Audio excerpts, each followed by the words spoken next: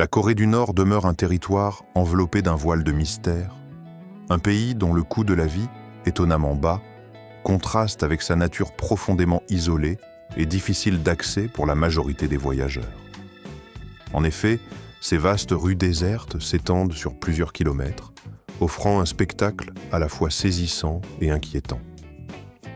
La circulation, quant à elle, est soigneusement contrôlée et les véhicules, conduits par des chauffeurs élégamment habillés, circulent de manière ordonnée et presque cérémonielle. Le pays possède une allure théâtrale, empreinte d'une grâce qui puise ses racines dans ses traditions anciennes, que ce soit dans l'architecture, le style vestimentaire ou la vie quotidienne de ses habitants. Pourtant, derrière cette façade de classicalité et de rigueur, se cache l'une des sociétés les plus contrôlées et régulées au monde, où chaque aspect de la vie est soumis à des règles strictes. Les lois en vigueur en Corée du Nord sont souvent considérées comme inhabituelles, voire étonnantes pour un regard extérieur.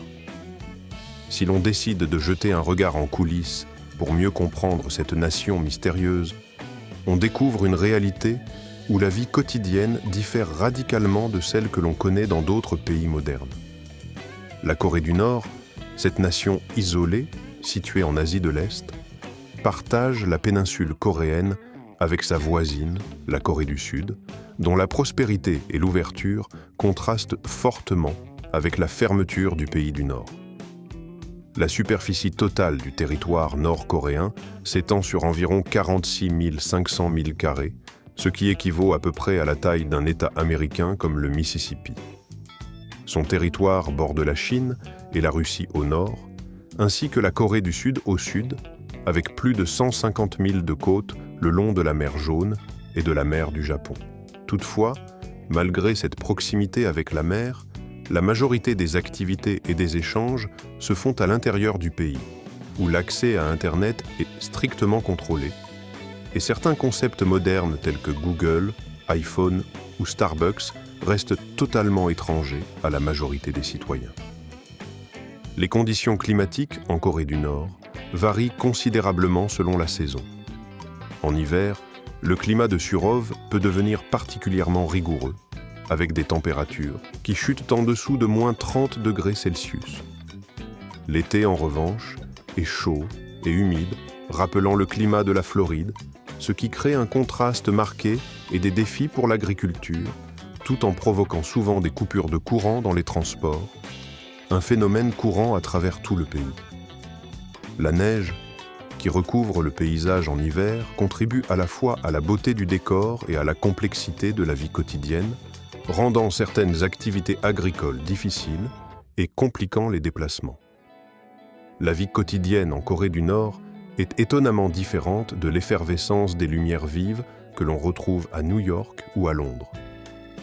La population totale est d'environ 26 millions d'habitants, dont la majorité réside à Pyongyang, la capitale, qui est l'une des villes les plus rigoureusement organisées du monde. Cependant, vivre à Pyongyang ou dans d'autres villes du pays n'est pas une simple question de choix ou d'opportunité d'achat ou de location d'un logement, comme dans de nombreux autres pays. Ici, l'accès à un logement est strictement réservé aux citoyens sélectionnés par l'État, en fonction de leur dévouement envers la réussite et la famille. Seuls ceux qui ont prouvé leur loyauté et leur engagement ont le droit de vivre dans la capitale, ce qui fait de Pyongyang l'une des cités les plus soigneusement contrôlées et sélectionnées au monde. Les habitants de la Corée du Nord sont tous des Coréens ethniquement, parlant la langue coréenne. Cependant, leur version de cette langue a évolué séparément de celle de la Corée du Sud, depuis plus de 70 ans, ce qui a conduit à des divergences notables dans le vocabulaire et la prononciation. Beaucoup de mots que l'on pourrait reconnaître comme proches du coréen moderne semblent parfois étrangers à ceux qui viennent du Sud. La majorité des Sud-Coréens considèrent que tous les habitants de la péninsule sont une seule et même nation, unifiée par une identité commune. Pourtant, dans la réalité géopolitique, le monde divise cette région en deux États distincts. La République populaire démocratique de Corée, communément appelée la Corée du Nord, et la République de Corée ou la Corée du Sud. mais à l'intérieur même de l'accord. Dans toutes les écoles du pays, on peut voir des cartes géographiques ornées de capitales en caractères de quinine, ce qui témoigne de l'importance accordée à une certaine vision du monde. Bien qu'un espoir de réunification subsiste, celui-ci demeure extrêmement fragile, et la réalisation de ce rêve partagé par les deux parties semble aujourd'hui de plus en plus difficile à atteindre. La majorité de la communauté internationale a du mal à percevoir la Corée du Nord dans toute sa complexité, car la majorité des médias de masse ne diffusent qu'une version filtrée de la réalité. Pour véritablement comprendre cette nation, il faut s'y rendre en personne, car c'est sur place que le temps, la tradition et l'idéologie s'entrelacent de façon unique, formant un tissu culturel et historique que l'on ne retrouve nulle part ailleurs sur la Terre.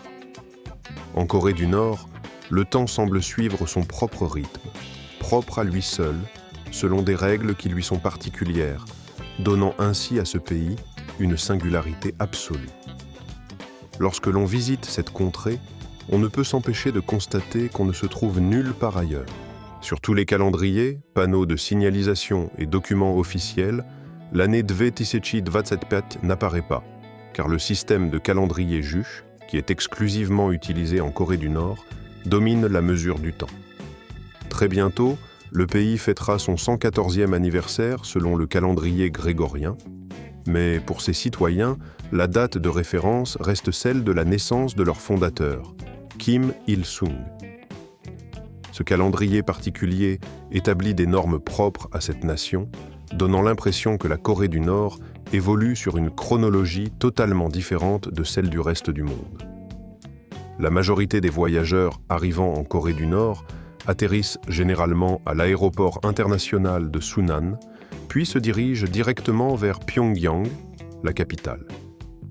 Dès les premières minutes dans cette ville, une atmosphère particulière s'impose, différente de tout ce que l'on peut ressentir dans d'autres métropoles mondiales.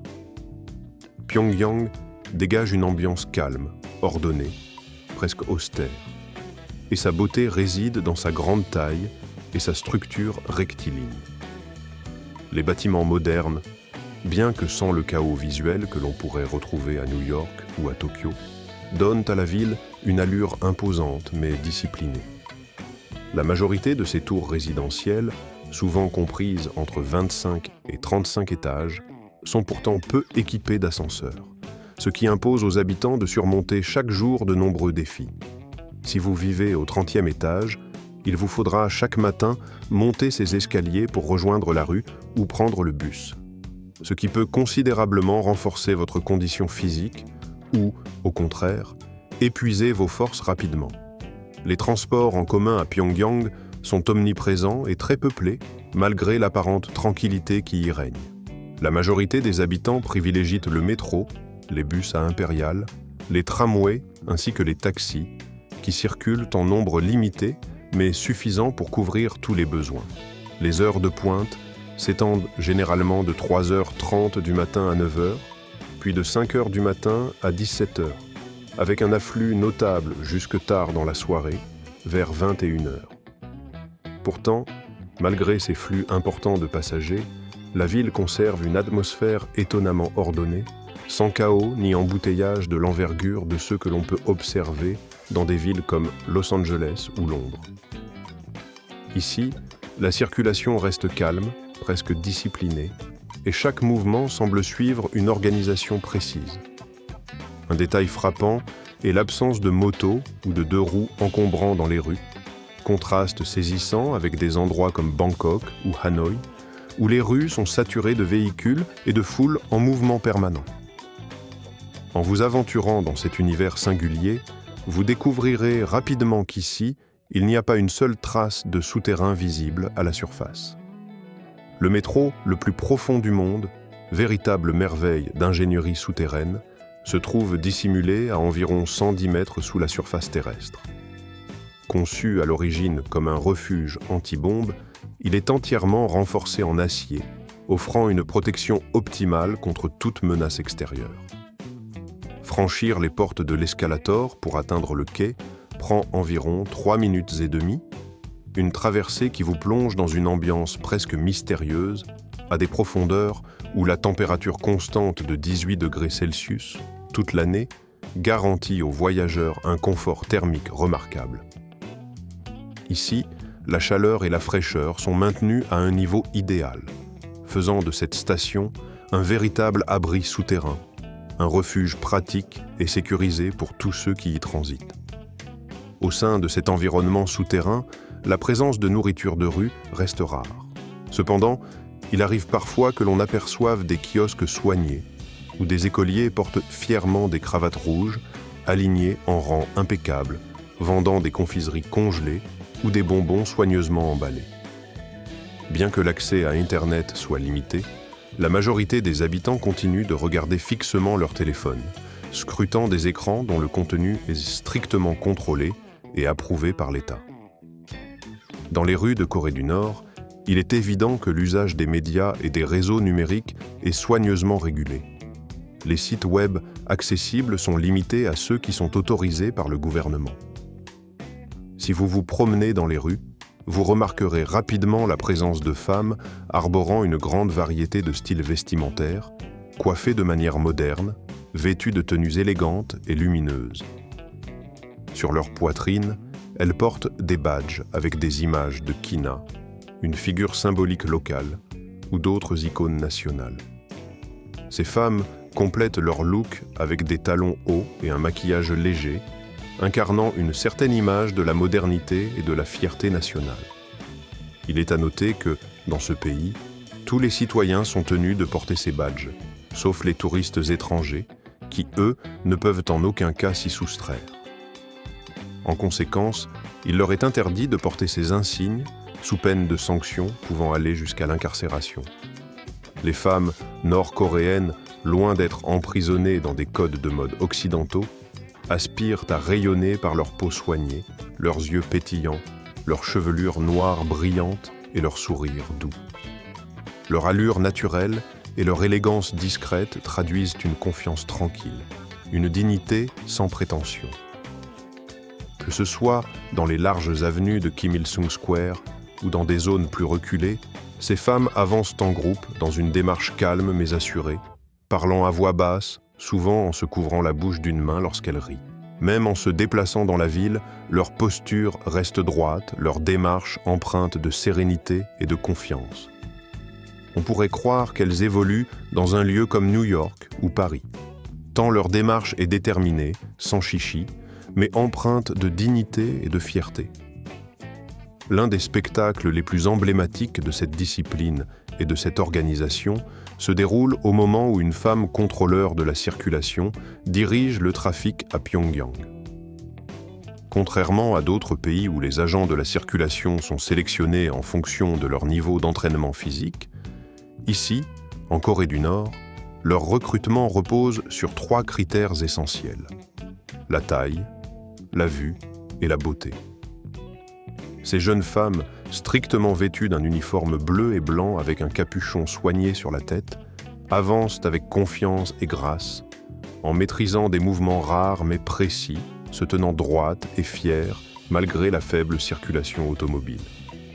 Leur présence sur le carrefour demeure un symbole fort de la capitale, incarnant à la fois discipline et élégance. En observant de plus près les rues, vous remarquerez également une autre caractéristique omniprésente dans tout le pays: la présence régulière de jeunes hommes en uniforme militaire. Ce phénomène n'est pas accidentel, mais reflète une réalité fondamentale de la société nord-coréenne. En effet, presque tous les hommes âgés de plus de 18 ans sont obligés d'effectuer un service militaire, pouvant durer jusqu'à 10 ans, tandis que les femmes, quant à elles, sont souvent mobilisées jusqu'à l'âge de 23 ans au moins. Cette conscription massive et obligatoire constitue une pierre angulaire de la structure.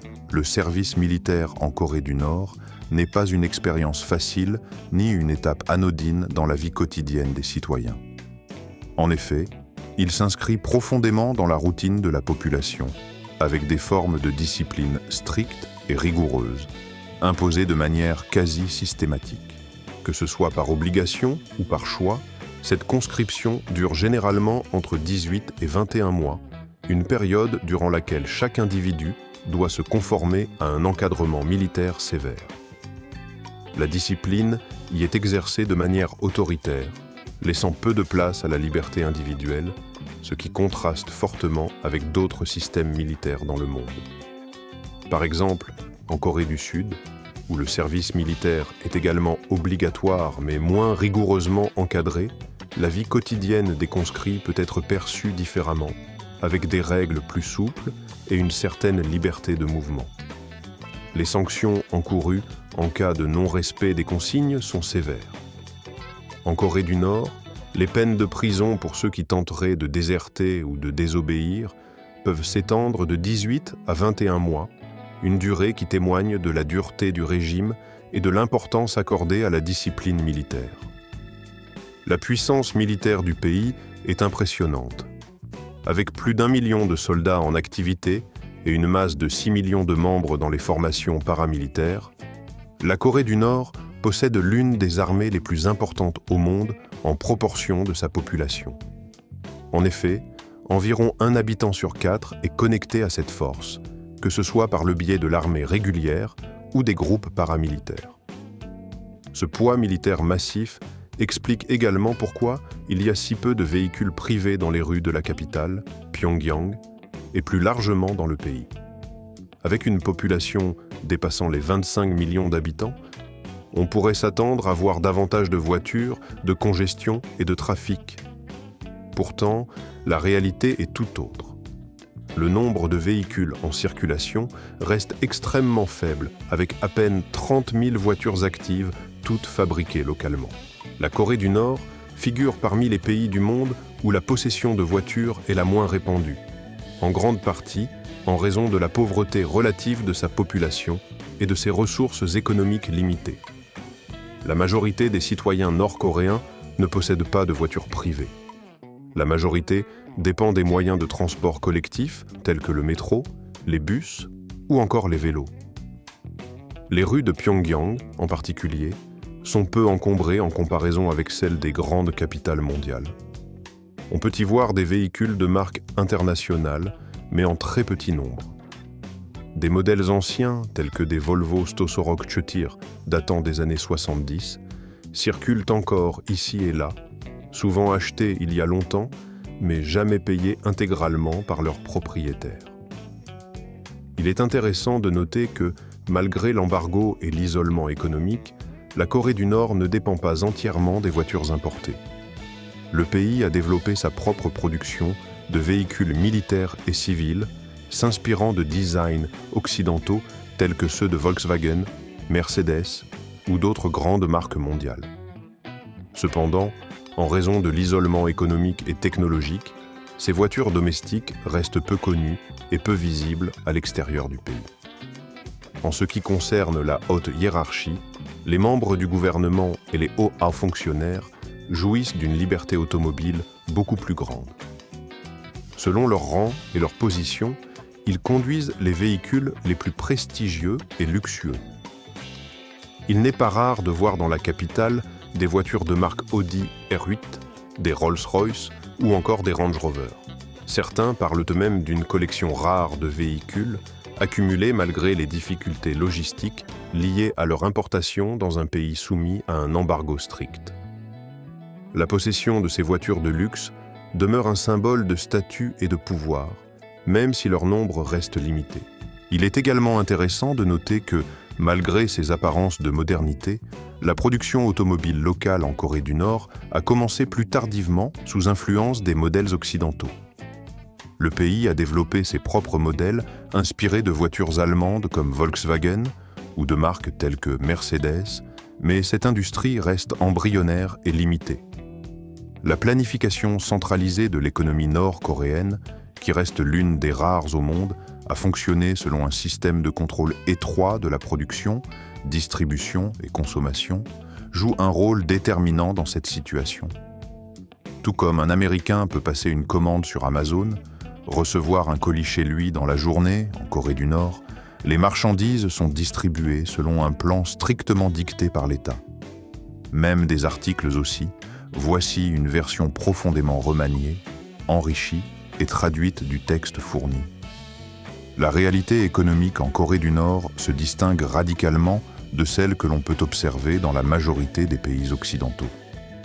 En effet, le coût de la vie mensuelle y était nettement inférieur, avec une estimation d'environ 1 597 $ américains.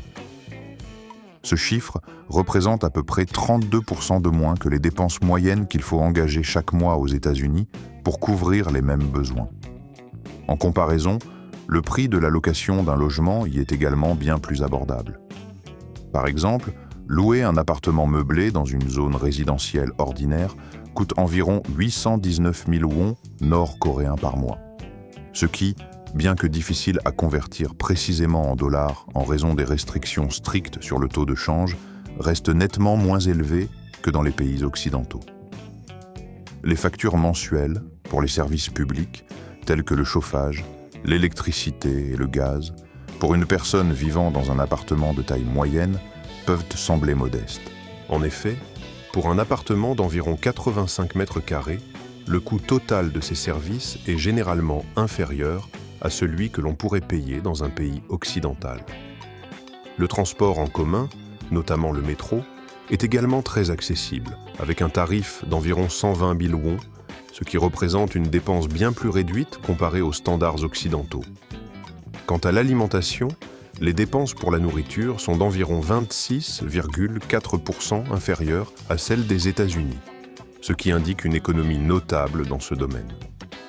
Cependant, il est important de noter que la précision de ces chiffres reste difficile, car de nombreux prix pour des produits spécifiques ne sont pas toujours facilement accessibles ou vérifiables.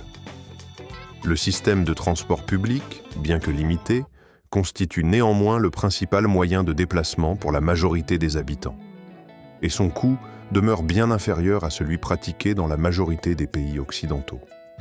La difficulté à obtenir des données financières exactes complique toute tentative de comparaison précise, notamment pour des dépenses telles que les abonnements à une salle de sport ou les soins dentaires.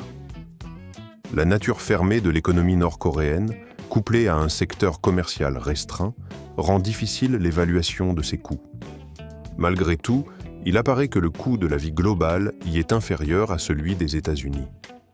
Cependant, en raison de la rareté des données financières fiables et de la fermeture du système, il est difficile d'établir des comparaisons précises. En somme, si l'on considère toutes ces conditions, la question suivante pourrait se poser : souhaiteriez-vous vivre ici ? Si votre réponse est affirmative, vous pouvez appuyer sur la touche « Oui ». Si votre réponse est négative, appuyez sur la touche « 0 ». N'hésitez pas à partager votre avis dans les commentaires. Par ailleurs, la capitale Pyongyang regorge de monuments et de structures impressionnantes qui témoignent de la grandeur et de l'ambition du pays. Parmi eux, se distingue un stade qui porte le nom de la ville elle-même, considéré comme l'un des plus grands au monde. Construit en 1980, il peut accueillir jusqu'à 150 000 spectateurs. Au fil des années, ce lieu ne s'est pas limité à accueillir des rencontres de football.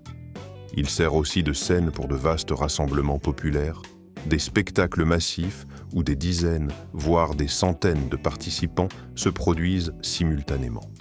Ces représentations synchronisées, parmi les plus impressionnantes de la planète, symbolisent l'unité et la puissance de la nation, en incarnant la force collective et l'esprit de cohésion qui anime la société nord-coréenne.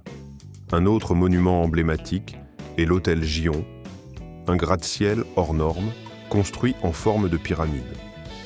S'élevant à 105 étages, il a longtemps été considéré comme le plus haut bâtiment de la ville et même du pays. Sa conception ambitieuse comprenait un hôtel de 7600 chambres, ainsi qu'un restaurant tournant situé au sommet, offrant une vue panoramique exceptionnelle. Ce projet reflète la vision grandiose de la Corée du Nord, celle d'un pays aspirant à la modernité et à la grandeur. Bien que l'hôtel ne soit pas encore totalement opérationnel, il demeure l'une des attractions architecturales les plus reconnaissables du pays. À proximité de Pyongyang, sur les rives de la rivière Taedong, se trouve la place Kim Il-sung, la plus grande du pays et également l'une des plus vastes de la planète. Avec une superficie d'environ 75 000 mètres carrés, cette place peut accueillir, à son propre rythme, l'atmosphère qui règne dans cette capitale est étonnamment inhabituelle, empreinte d'un calme profond, ce qui est une rareté dans le contexte des grandes métropoles mondiales. En effet, ici, où l'on pourrait s'attendre à une agitation constante et à une effervescence permanente, les immeubles de grande hauteur consomment une quantité d'électricité minimaliste, presque symbolique. Seules quelques fenêtres illuminées parsèment la silhouette urbaine, créant une scène à la fois nostalgique et étrangement surréaliste. Cette ambiance silencieuse et mystérieuse est renforcée par la grandeur des performances nationales qui se déroulent lors de cette journée exceptionnelle où le sentiment de fierté nationale est palpablement omniprésent. Ce jour-là, le 14 avril, est célébré avec une intensité particulière, car il marque l'anniversaire de Kim Il-sung, figure emblématique et fondateur de la nation. Ce n'est pas simplement une journée de repos ou une fête traditionnelle, mais plutôt une célébration d'envergure nationale, marquée par des événements spectaculaires.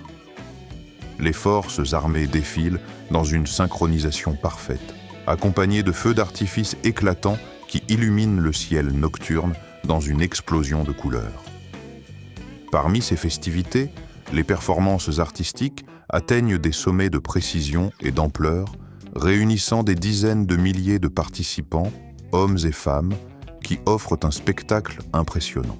L'un des moments les plus remarquables de cette journée grandiose est sans doute la création de mosaïques vivantes, où des dizaines de milliers d'étudiants se regroupent pour former des images gigantesques en mouvement. Ces formations humaines transforment le stade en une immense toile animée, une œuvre d'art collective qui fascine tous ceux qui ont la chance d'y assister.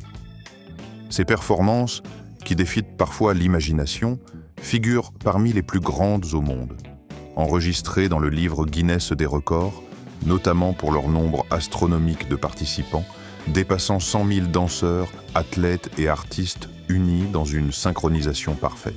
Au-delà des spectacles, la célébration s'étend aussi à la culture et aux traditions propres à la nation.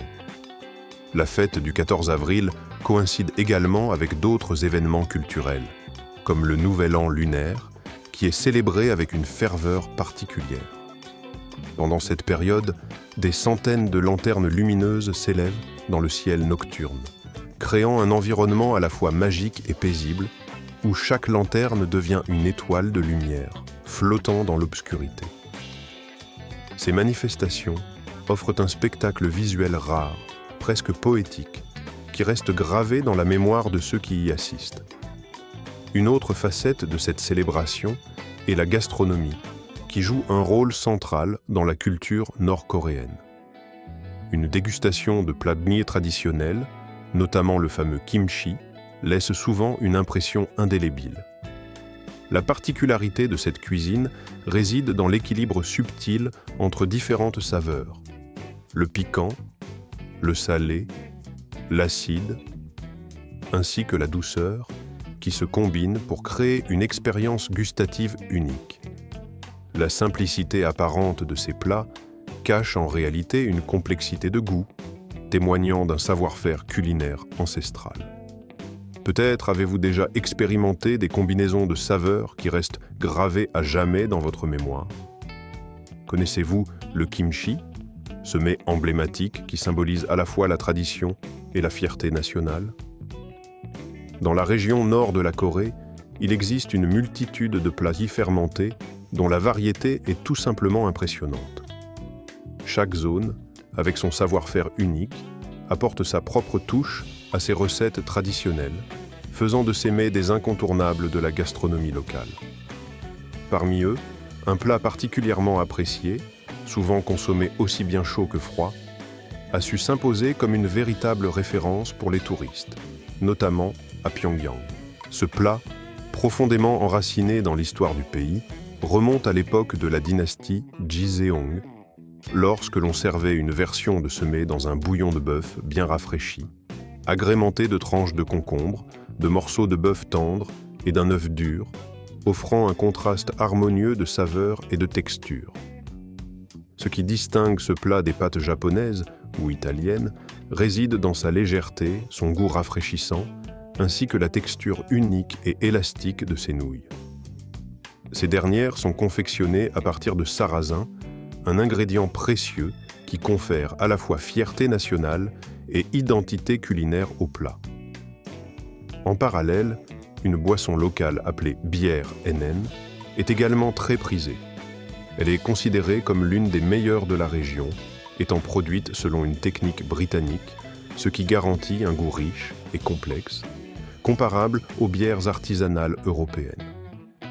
Son mariage avec un plat de bulgogi juteux, une viande de bœuf finement marinée puis grillée, crée une harmonie parfaite.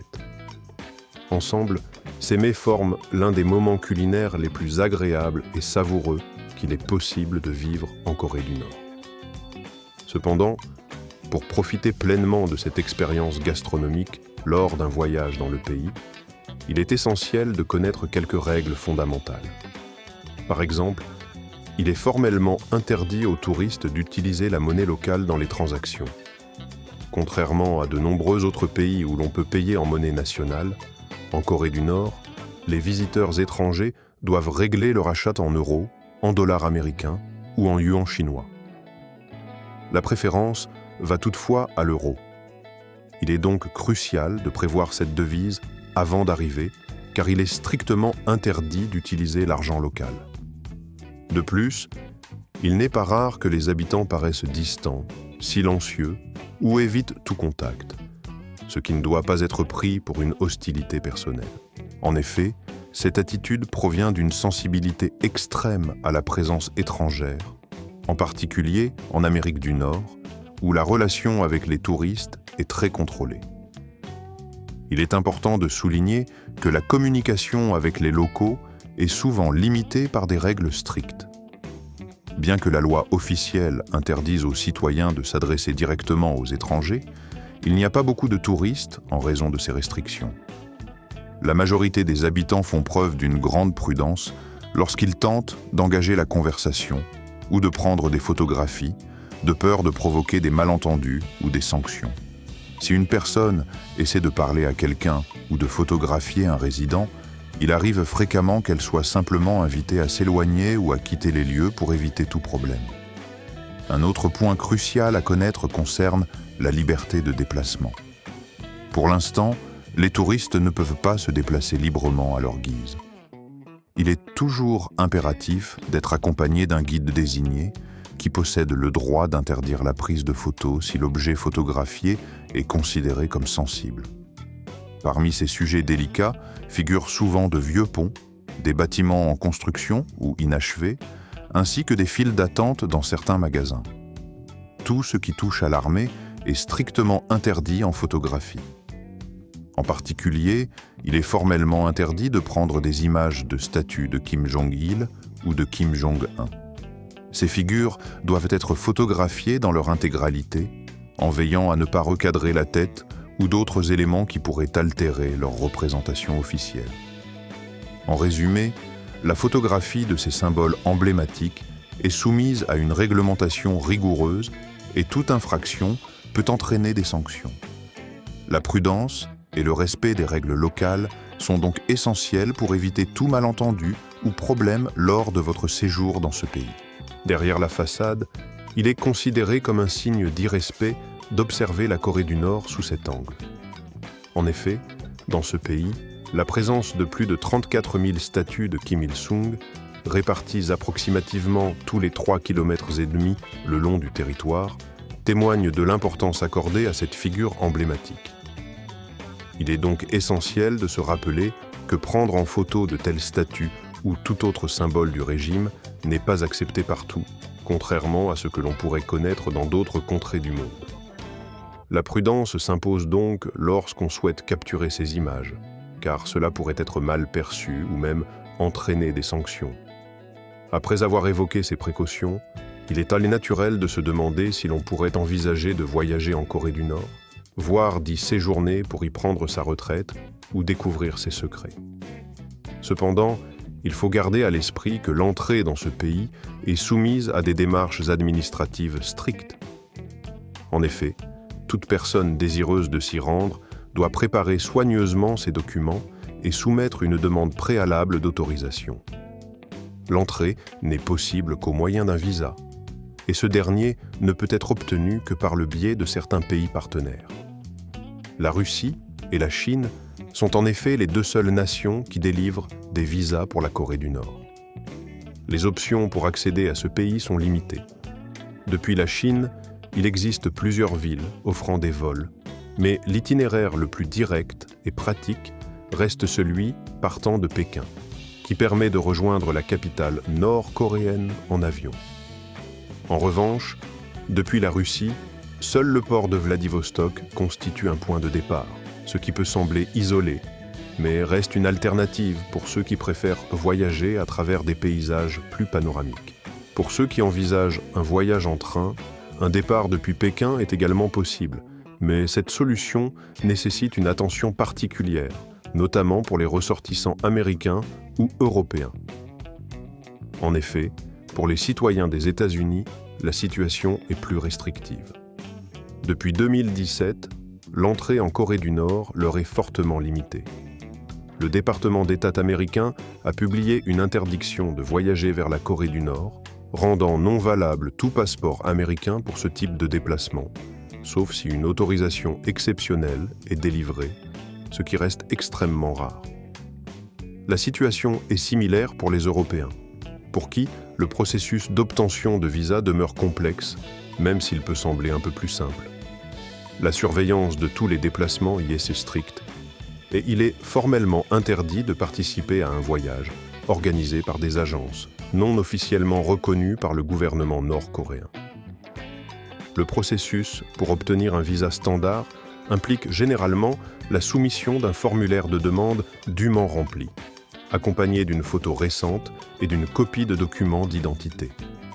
Les délais de traitement pour l'obtention du visa peuvent varier, mais il est conseillé de faire la demande au moins 1 mois et demi avant la date prévue du départ.